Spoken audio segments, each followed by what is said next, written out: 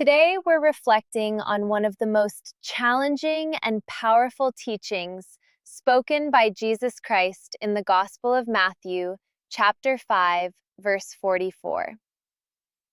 But I tell you, love your enemies and pray for those who persecute you. At first glance, this verse feels almost impossible. Love your enemies? Pray for the people who hurt you? That goes against everything our human nature wants to do. So let's slow down and look at the deeper meaning. What does love your enemies really mean? Jesus is not saying we must approve of harmful behavior. He's not asking us to pretend pain doesn't exist. Instead, he's inviting us into a higher way of living. Biblical love here is not about feelings. It's about choice and action.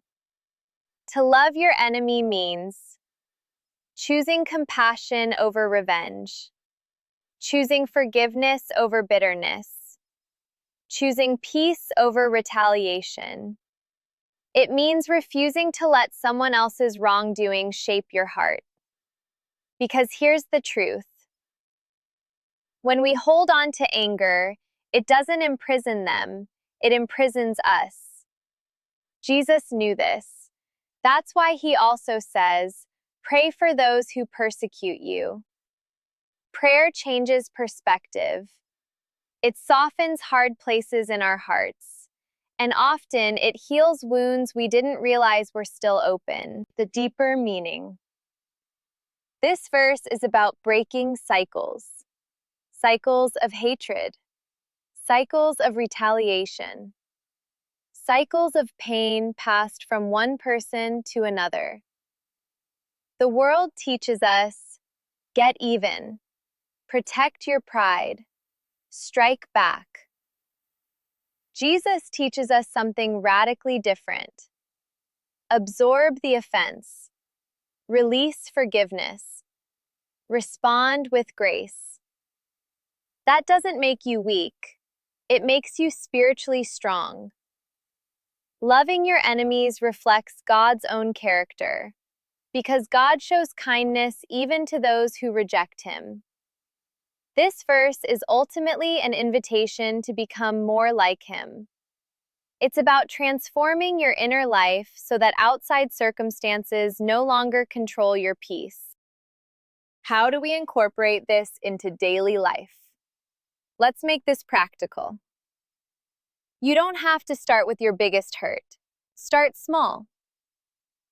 Number 1, pause before you react. When someone upsets you, take a breath before responding.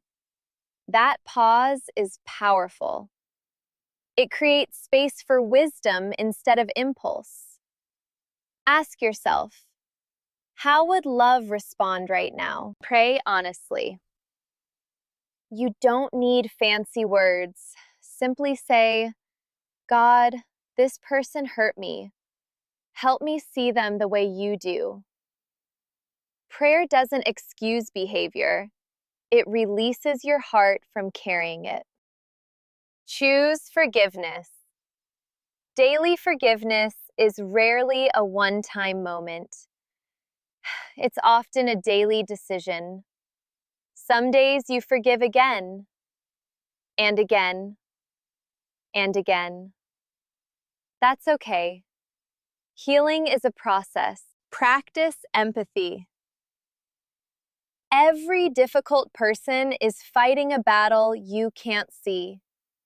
This doesn't justify harm, but it helps you respond with understanding instead of rage. Set healthy boundaries. Loving your enemy doesn't mean allowing abuse. You can forgive someone and still protect your peace. Love includes wisdom. Why this matters. When you live this verse, something incredible happens. You become free. Free from resentment. Free from constant emotional battles. free from letting others control your joy. And your life becomes a quiet testimony. People notice when you respond differently, when you stay calm, when you forgive, when you choose grace. That kind of love stands out in a world fueled by anger. Matthew 5:44 isn't easy, but it is transformative. Every time you choose love over hate, prayer over bitterness, forgiveness over revenge, you step into God's strength. Start where you are. Take one small step today, because loving your enemies isn't just about changing them. It's about changing you. And that kind of change can reshape your entire life. God bless you, and Jesus loves you.